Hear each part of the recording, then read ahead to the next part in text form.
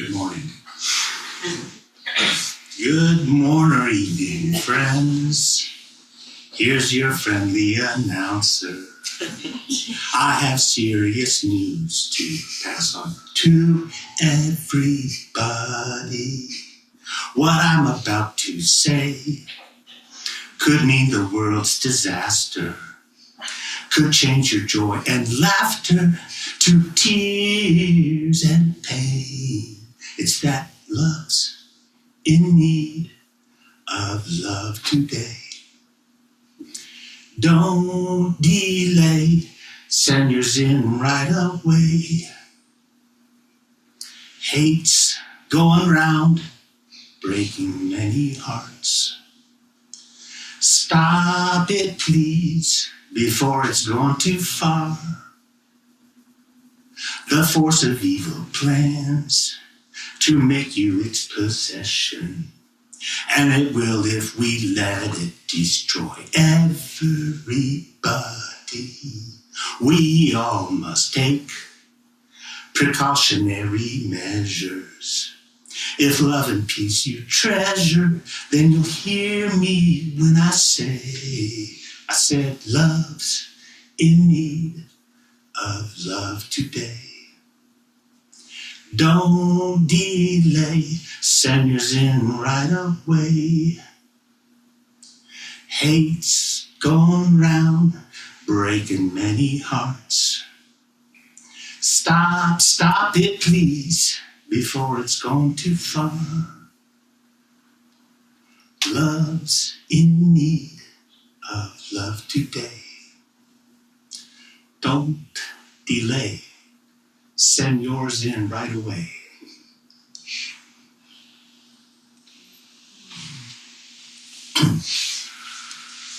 Hi, my name is Greg Fain. Zenshin, Greg Fain, if you want to be fancy. I'm really happy to be here. Linda and I are so happy to be here. You know, can you hear in the back? Can you hear in the back? Really. I think they want you to move it a little closer. Move what? Your mic.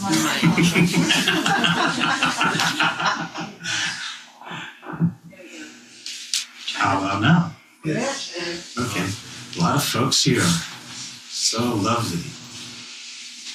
All that consciousness. Yeah, as I was saying, Linda and I are so happy to be here. And this is our home temple. So we're at a certain level of astonishment. What do you think? To like, oh, wow, we're back here. This is what's happening. You know, we've been traveling around for the past year, practicing in various sanghas. Anyway, it's amazing. As Suzuki Roshi said, the world is its own magic. And this does feel magical. I did Jukai here in 1998. Shuke Tokuro, priest ordination, here in 2002. And married the love of my life, Linda Gallion, here in 2005. So this Zendo is pretty significant to me, as you can imagine. Always been my heart's home. Well, along with Tassajara. I lived in Tassajara for a long time, but came back, practiced as often as I could. So that song, I don't know, maybe not everybody recognized it. Stevie Wonder, thank you. That would be Stevie. From his magnum opus, his epic masterpiece, Songs in the Key of Life, which was released in 1976. And that's the first track on the album. Intentionally, Stevie said so. And that is his dharma. You know, he said, well, I'm not quoting him, but basically it was important to him, that song, because love doesn't happen by itself. You can't take it for granted. It requires our energy. It requires our commitment. It's work, actually. Something all good Zen students should understand about. You know, our effort. It takes our effort. It doesn't happen by itself. So it's something that Linda and I have been thinking about a lot because we were invited to lead Aspects of Practice, which is coming this fall, later on. And we decided for Aspects of Practice to make the theme Ordinary Bodhisattvas, the Brahma Viharas in Action. I got that right? Yeah. Okay. So the Brahma Viharas being the divine abode of Brahma, Hindu god, the abodes of Brahma, or the sublime emotions, or how an awakened mind shows up. And they are love, compassion, joy, and equanimity. And it begins and ends with love. So it's something I've been thinking about a lot.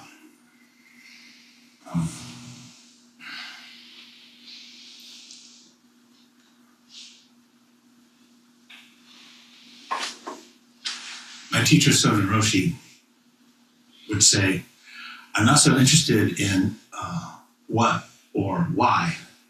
I'm interested in how. My favorite question is how. How do we make this happen? How do we enact and express love? How do we express how we are all connected? And you know, I'm not going to sit here and answer that question for you right now. I think in Zen, that's what we call a koan. A question to turn, a question to keep in the forefront of our consciousness and practice with. But here's a little story I'd like to share with you. This is from classic Dharma book, Kosho Uchiyama's Opening the Hand of Thought. Alex told me this is Soden Roshi's copy. Oh, so sweet. So yeah, without further ado,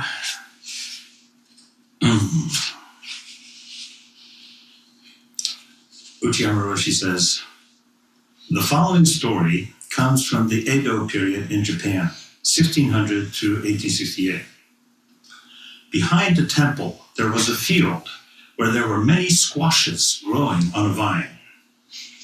One day, a fight broke out among them, and the squashes split into two groups, making a big racket, shouting at one another. Sound familiar? The head priest heard the uproar and, stepping outside to see what was going on, found the squashes quarreling. The priest scolded them in a booming voice. Hey, you squashes! What are you doing out there fighting? Everyone, do zazen! The priest taught them how to do zazen. Fold your legs like this, sit up, and straighten your back and neck. While the squashes were sitting zazen in the way the priest had taught them, their anger subsided, and they settled down. Then the priest said quietly, everyone, put your hand on top of your head. When the squashes felt the top of their heads, they found that some weird thing attached there. It turned out to be the vine that connected them all together. This is really strange. Here we've been arguing when actually we're all tied together and living just one life. What a mistake. It's just as the priest said. After that, the squashes all got along with each other quite well.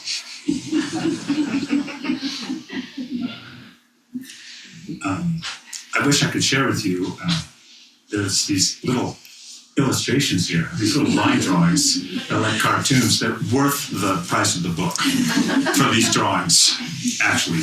First, the squashes arguing, and then the best is squashes sitting zazen. So, Yeah, I guess I would say that my proposition is we all live one life. We're all connected. And love is the manifestation of that. For me, anyway, that's my story. Thich Nhat Hanh called it interbeing. Right? Or you could say suchness. Talk about that a lot in Soto Zen. Suchness, you could think of as sort of positive aspect of emptiness. All one life.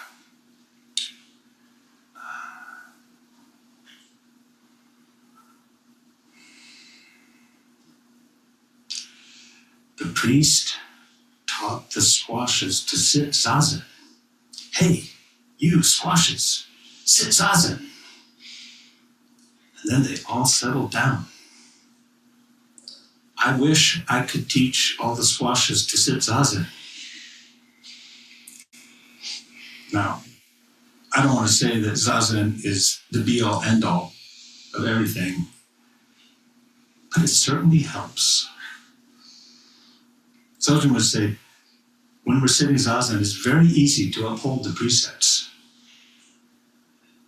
Not much going on, just settle. Presence, we're practicing presence. I like to say, my zazen instruction in 5 words, just stay present. Well, I added the 5 words is stay present for whatever arises. Good or bad, I like it, I don't like it, pleasant, unpleasant, neutral, be present for all of it. Whatever's going on, up here, in the body. This is body practice. And it's helpful. This continuous practice of staying present for whatever arises, it gives us capacity. We build capacity to be with all of it, and then we settle down, and then, yes, I do believe that you start to feel there's this vine that connects us all together. You can have a real, palpable, in the body, felt sense of that. It's true. Well, I say it's true. It's true for me. Maybe I should just say that's my strongly held opinion.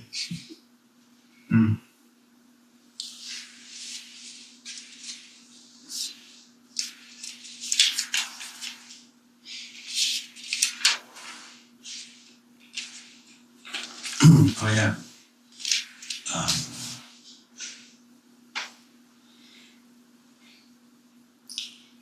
I recall that our founder in Japan, Ehe Doin, when he came from China back to Japan, his own country, he practiced in China for a while. You see Dharma transmission from his teacher, Rujing. One of the first things he did, getting back to Japan, one of the first things he wrote down, and he did a lot of writing, is he used a lot of ink, brush to paper, much ink. Fukanza Zengi, he called it. Universally recommending Zazen, or universally recommending the ceremony of Zazen. So I think that Dogen did believe that Zazen was for everybody.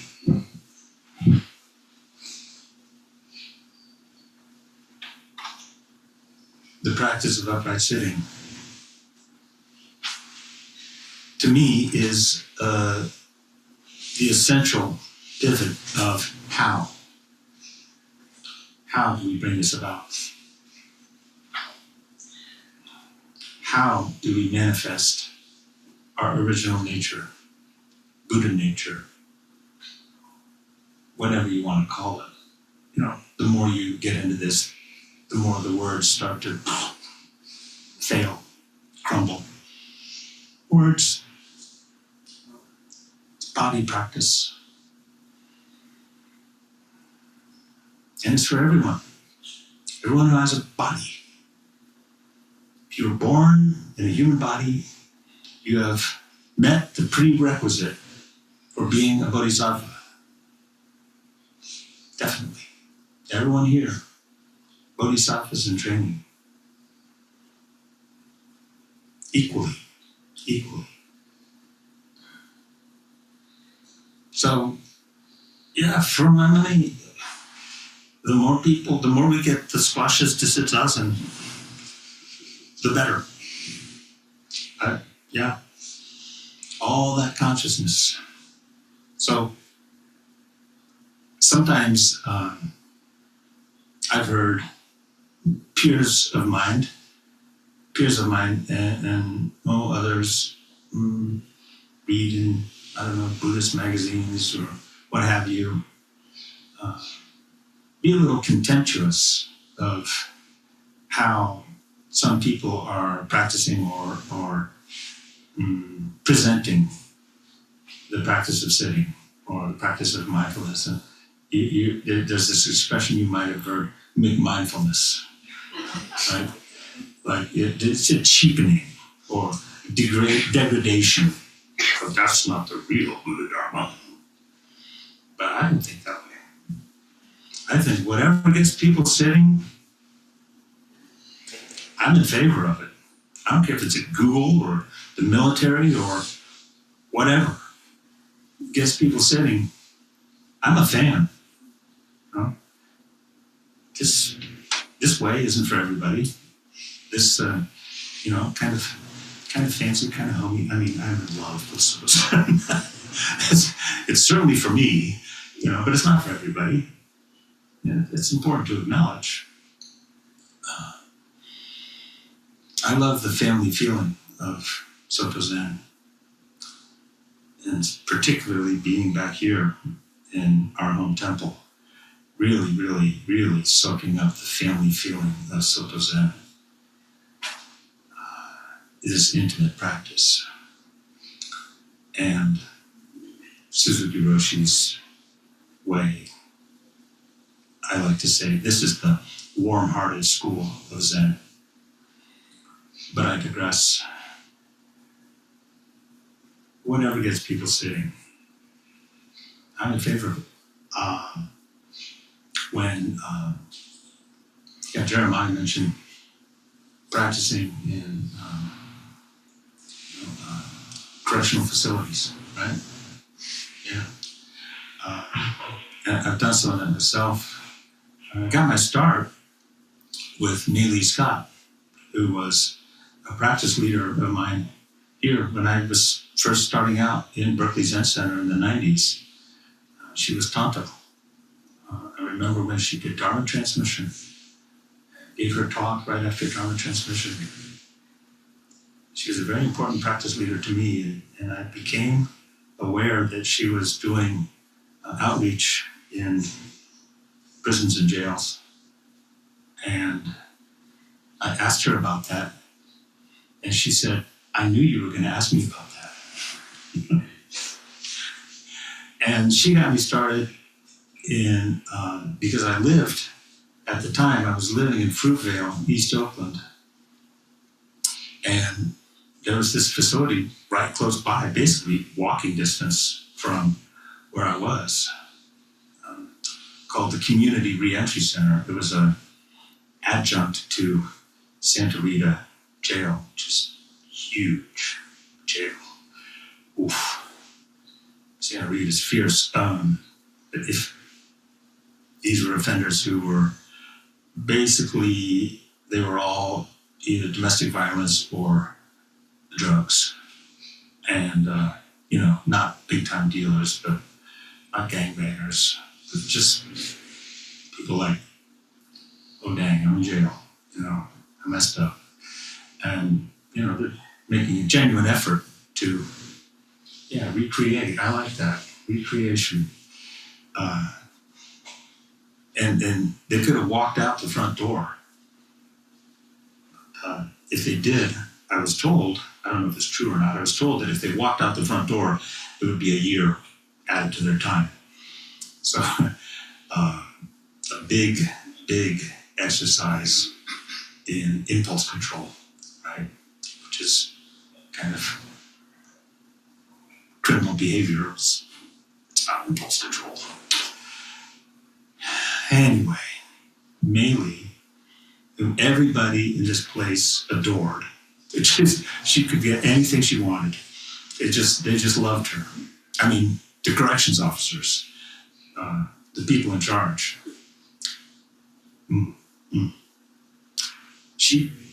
I did it with her a couple times, then she cut me loose. Let me do it. Let me lead the group. Meditation and stress reduction, we called it. She said, don't you mention the word Buddhism. Don't you mention the word Zen. This is just meditation and stress reduction. We're doing this for these men to benefit from this practice. So just presenting it as that. Just now we're going to sit quietly together. There was nothing else. There was no forms and ceremonies whatsoever. Once in a while, one of the guys would come up to me afterwards and be like, "You're Buddhist, aren't you?" Yeah.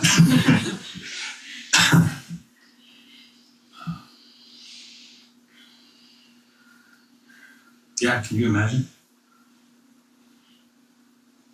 One time Suzuki Roshi said, if everybody did this practice, and then he stopped and said, well, 1 out of 10. 1 out of 10. That, I think, would be pretty remarkable. We don't proselytize in Zen. Not really. We don't go around knocking on doors and say, hey, you, come do this practice. Because, you may not like it. Suzuki said that too.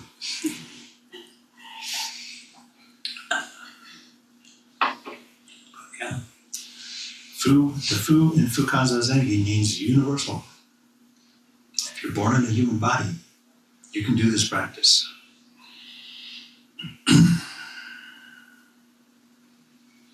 So I wanted to say something about when I gave my way-seeking mind talk.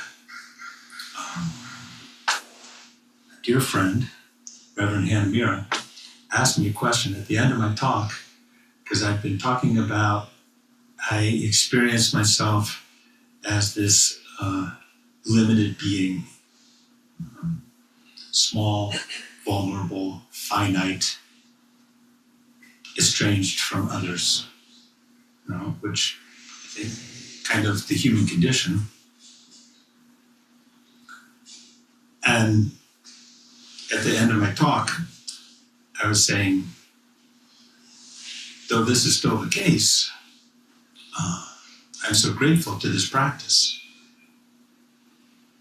because I feel that I can access any old time. This is not exactly what I said, but it's the gist of it. I can access that I am held in the loving hands of Avalokiteshvara, Bodhisattva, the Bodhisattva of infinite compassion. And Hannah asked me, well, what does that mean? Or what did you ask me? You're right there. How is that? How is that? Yeah. How is that? Yeah. Thank you. Instantly, that became a koan for me. I don't recall I responded, but I don't recall what my response was, and think that's because I didn't like it very much. So this became something of a koan, and been turning that question.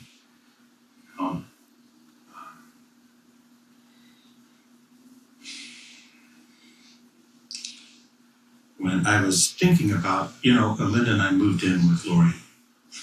It's so great. Very family feeling. So I'm up there, Lori and Alan's place, and I was sitting down with my laptop, thinking about this talk, and I guess I was thinking out loud, and I said, it's unavoidable. And Lori said, suffering? And I said, well, yes. But I was thinking of Buddha nature. I was thinking that our Buddha nature, our awakened nature, our true nature is unavoidable.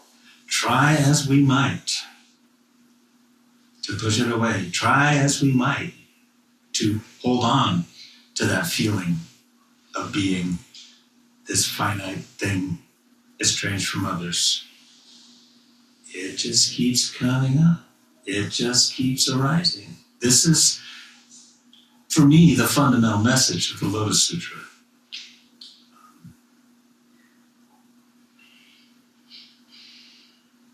We all are Buddha nature. And it's going to show up in our lives. It's unavoidable. So I'd like to share another little story. This is from my favorite book in the whole wide world, Monkey by Wu Cheng-en from Qing Dynasty, China, like 17th century, I believe. Also, Soja Moshi's favorite book. And I could talk a lot about it, but I'm not gonna. But the central character in Monkey is Monkey. This is also known as Journey to the West, the Monkey King, who helps a pilgrim, Xuanzang, who was an actual historical person, go from China to India and come back with the Buddhist sutras, the Tripitaka. That actually happened. But the monkey is a fairy tale. It's a Buddhist fairy tale. And there's all kinds of crazy adventures in it. I highly recommend it. It's a lot of fun, and there's a lot of teaching in it. So, towards the end of the book, Monkey is just this audacious, egotistical, just like unbelievably egotistical. I'm all that. I'm Monkey. I'm Monkey King. For example, he meets a Buddhist teacher, and you take the precepts, you receive a Dharma name, right? And Monkey says, I'm going to choose my own Dharma name. Some people want to do that. Some people are like, can I choose my own Dharma name? Doesn't work that way. But for Monkey, you couldn't stop it.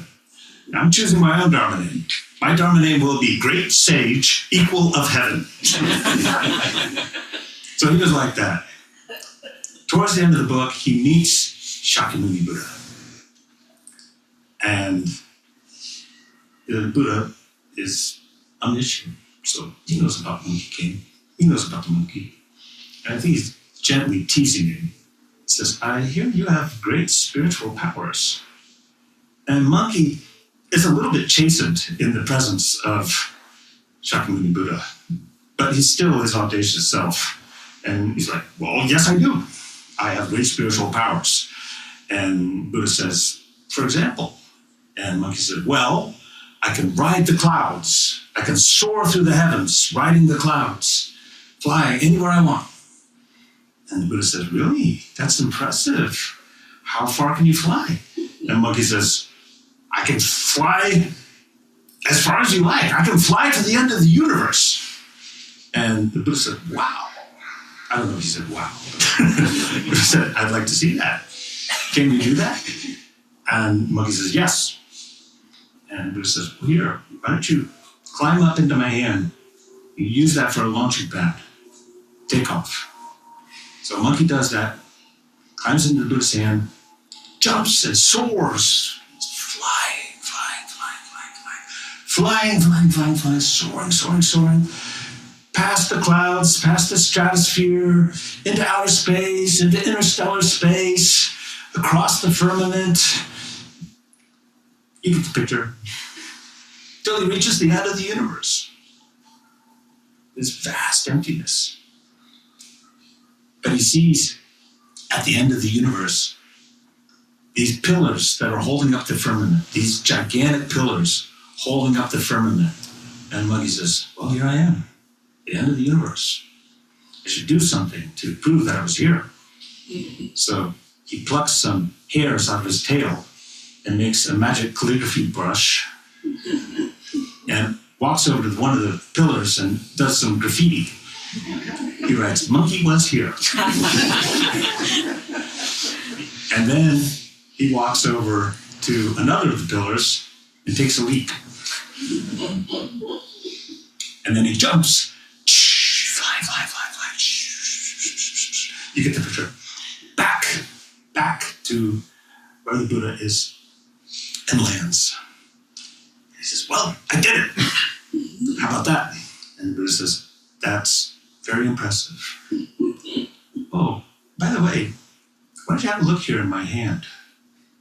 And he looks at Buddha's hand, and one of the fingers, it's got some writing on it. It says, monkey was here. And the other finger is a little wet spot.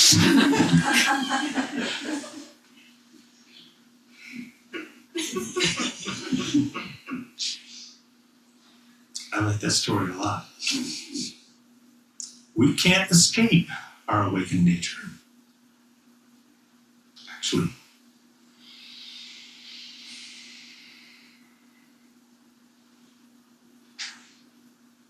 Sojun Roshi, in Seeing One Thing Through, this wonderful book, it's come out pretty recently, Sojun says, as a Zen student, you must have faith in your true nature. And it's right there in the letting go. You can let go and have a free fall into Buddha's hand, which will always rescue you. When I read that, I was like, he was thinking about monkey. I bet you, because he really liked that book. You can let go and have a free fall into Buddha's hand, which will always rescue you. So, Buddhism is a non-theistic religion, but it is a religion. And I think some people have a little difficulty with the word faith, understandably. You could say trust. In Chinese, they're the same word, shin, faith or trust. Sojun Roshi, I feel like he must have told me 1,000 times, trust your practice. Felt like 1,000 times. Trust your practice. And, I can't thank him enough.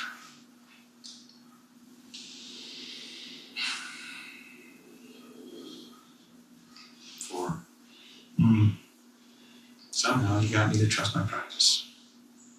To trust in the awakened way. To trust that we all are held in the loving hands of Avalokiteshvara Bodhisattva. You may not feel it all the time.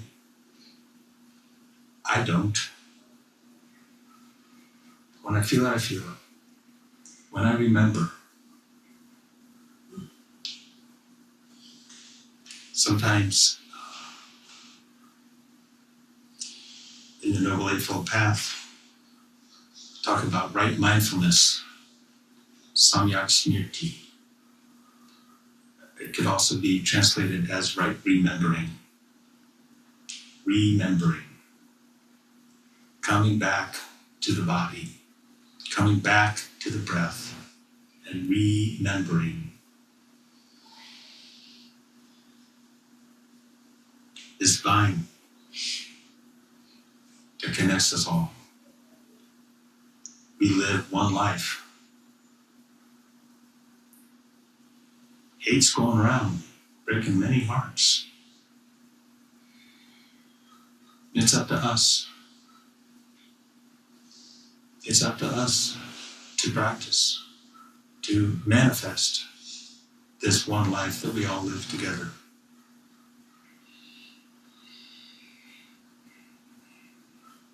I don't want to be too heavy about it. It's a joyful thing. It's a joyful thing to remember that.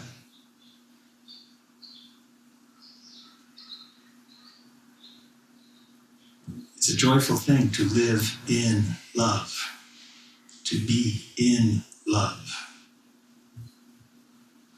It's universal love. Above, below, and all around without limit. So let one cherish an infinite goodwill toward the whole world. Right? Don't delay. Send yours in right away. Or, as A.A. Dogen said, another thing that he wrote very shortly after coming back to Japan from China, Bendo Wa, wholehearted practice of the way. And you should understand that Dogen got his start as a Tendai monk, which is all about the Lotus Sutra. He memorized the Lotus Sutra. So he had that in his bones. This teaching that we are all Buddha. We are all Buddha. We are all Bodhisattvas. We will become Buddhas. So Dogen said in Bendo Wa, although this inconceivable Dharma is abundant in each person, it is not actualized without practice. It is not experienced without realization. So,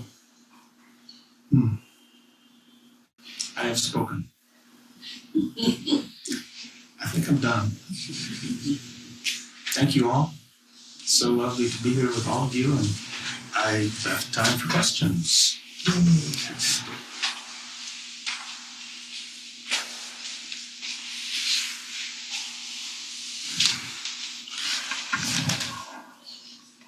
I also wanted to thank our abbot, Hozan Roshi, for inviting me to give this talk. In the excitement of singing Stevie Wonder, I skipped that bit. Hi. Hi. Thank you so much for your talk. And thank you for your karaoke at the beginning of the talk, focus on. My question is about love. Mm-hmm. Can love coexist with fear? Or can we love those who we're afraid of? Yeah. And if your answer is going to be yes, Beg your pardon? if your answer is yes, then my next question is how? Yeah. Well, that is the question.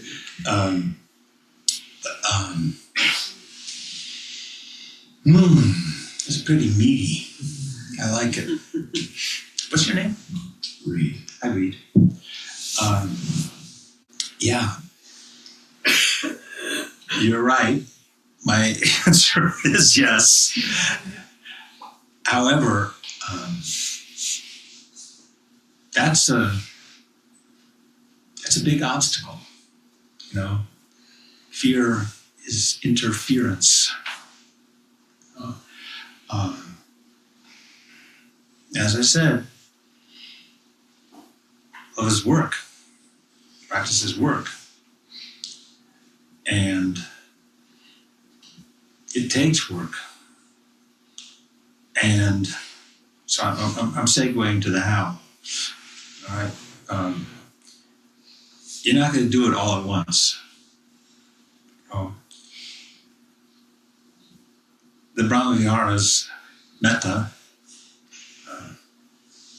often translated as loving kindness, but Linda and I, we've just been saying love. In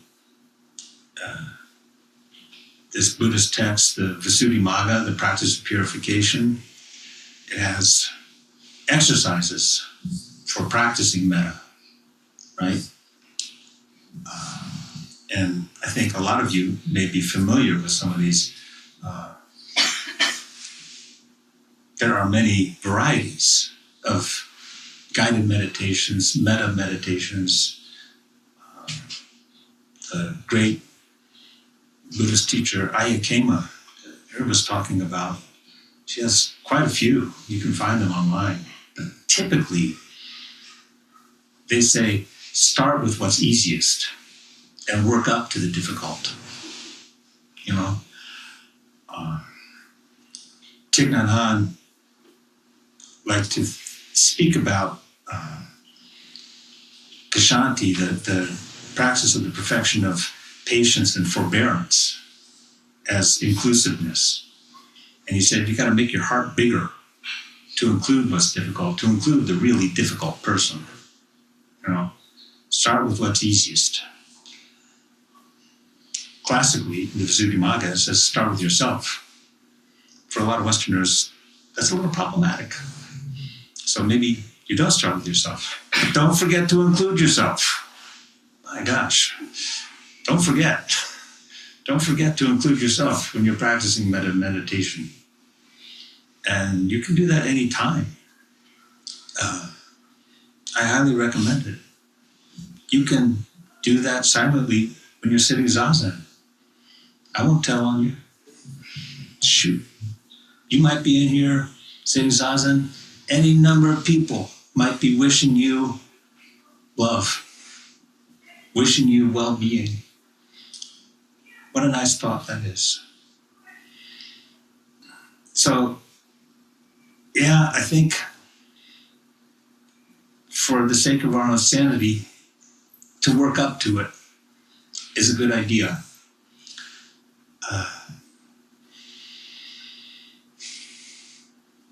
The word courage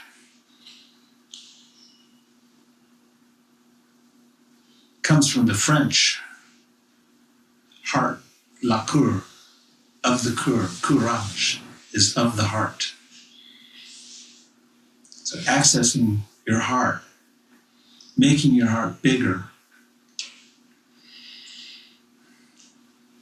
then you can, yes, you can. I strongly believe anybody can. It's not easy, but it can be done. It can be done.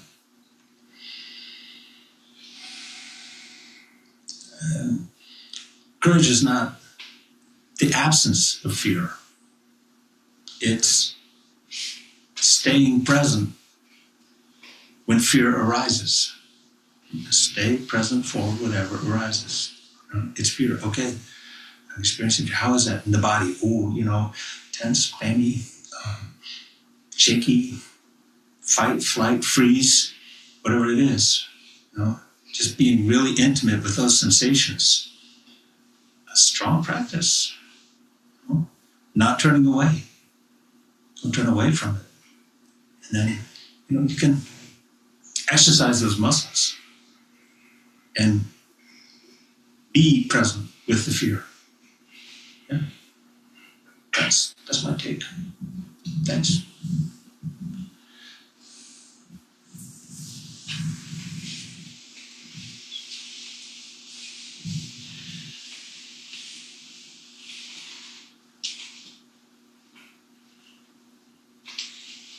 Is there anyone online?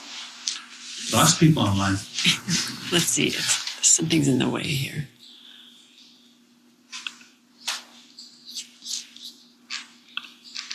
Yes. Jeff Taylor has his hand up. Hey, Jeff. Hello, Greg. Thank you so much for your talk. It's really wonderful to get to listen to you. The phrase trust in practice, trust in mind, trust in love. Trust for what? Trust to what? And to expand a little bit, we sometimes treat the universe, we sometimes treat Buddha nature as this very benign thing that's kind of lined up to give us a hug. That's not what nature teaches us. Sometimes the universe is a very cold and unfeeling place. I love the idea of trusting in love. We commit actions in love, and we act it out and we perform ourselves in love. But when you say trust in practice and trust in the love of Avalokiteshvara, what does that mean?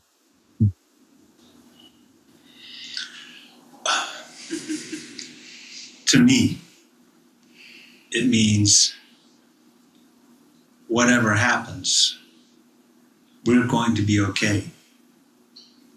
You, I, and everyone else, we're going to be okay. Yeah, of course.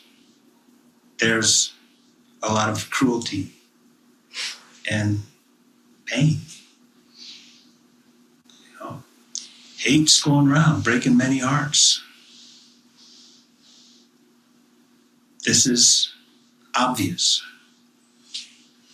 So the thrust of my talk has been, how do we respond to that? You know, to just say that it's all dog eat dog, you know, it's nihilism, and that's just buying into the vicious circle of fear and hate. Stop it, please, before it goes too far. I keep singing Stevie Wonder.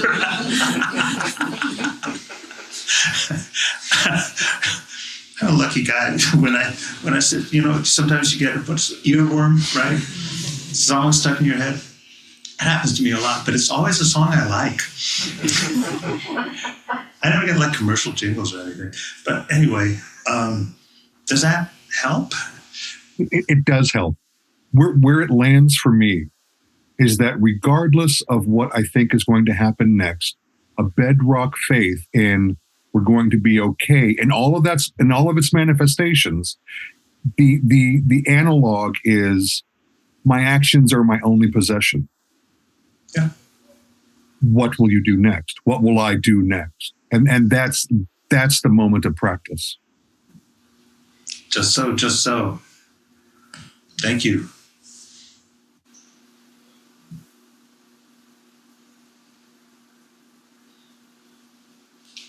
Hannah. Oh no, I'm looking at myself on TV.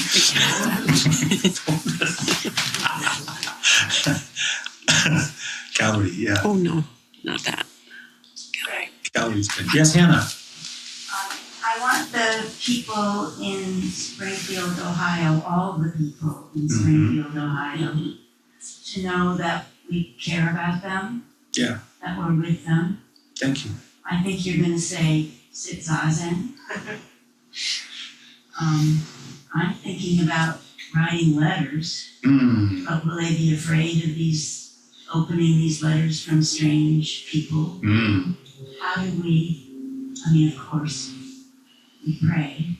Mm-hmm. What do you say? Yeah, the praying is no small thing. Actually, that's a very important part of my practice. Or when practicing metta meditation, let's all include the people of Springfield. Yeah, I guess I had that in mind when I was thinking about this talk. Not that specifically, but, you know, hate's going around, breaking many hearts. Stop it, please. And I meant to say also, the internet is not a real place.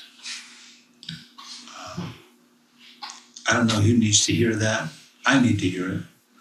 I follow the news kind of obsessively. I don't think it's all that healthy, actually.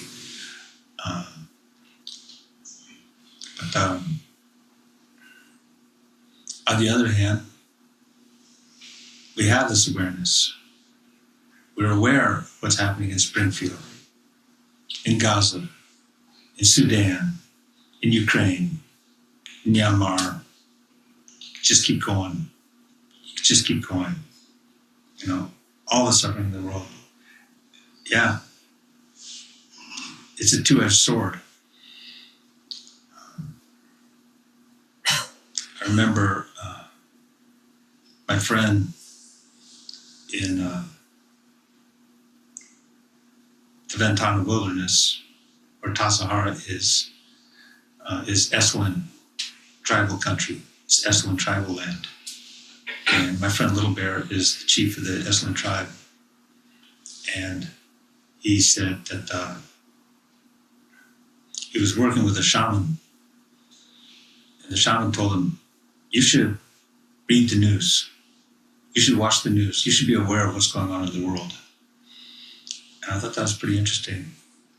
And I think if I were to meet the same shaman, he'd probably tell me, cut it out. You're doing too much.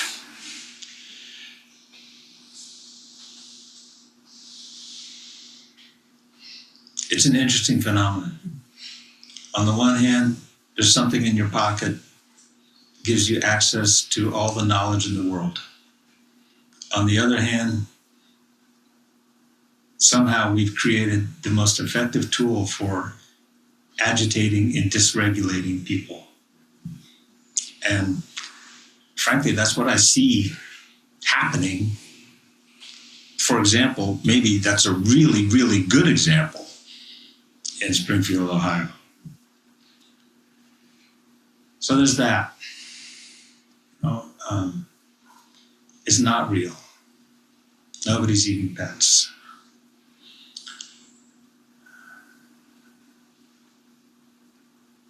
I think if you want to write letters, that's great. Why not? Maybe address them to the city manager. There's various names, that are quoted in the paper, so Yeah. there are some individuals we could identify. Yeah.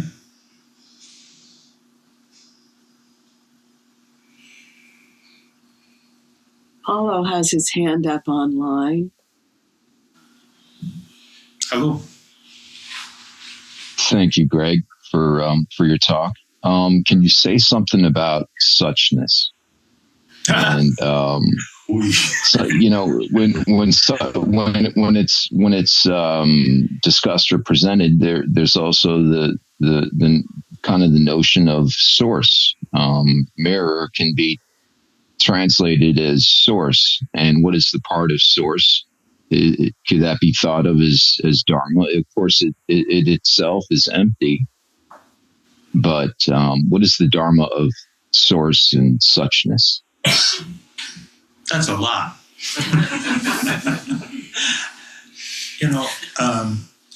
To me, I can say a few words, for sure. But it's definitely beyond words. Briefly, I believe I said earlier in this talk that you could think of suchness as the positive aspect of emptiness. Emptiness, we say empty of what? Empty of own being, empty of separate self. And suchness being the experience of reaching up and feeling that vine. Oh, it's there. We're all connected. We live one life. That's what it means to me. Difficult to talk about because it's in the body. It's not a concept. It's not something to intellectualize. And what is that source? Then we're getting worse. It's just getting worse, down this road of words. What do you want to say? I said Buddha nature. I said your true nature. Interbeing. How we live one life and how it shows up. Yeah, that's about as much as I can say at this moment, this morning.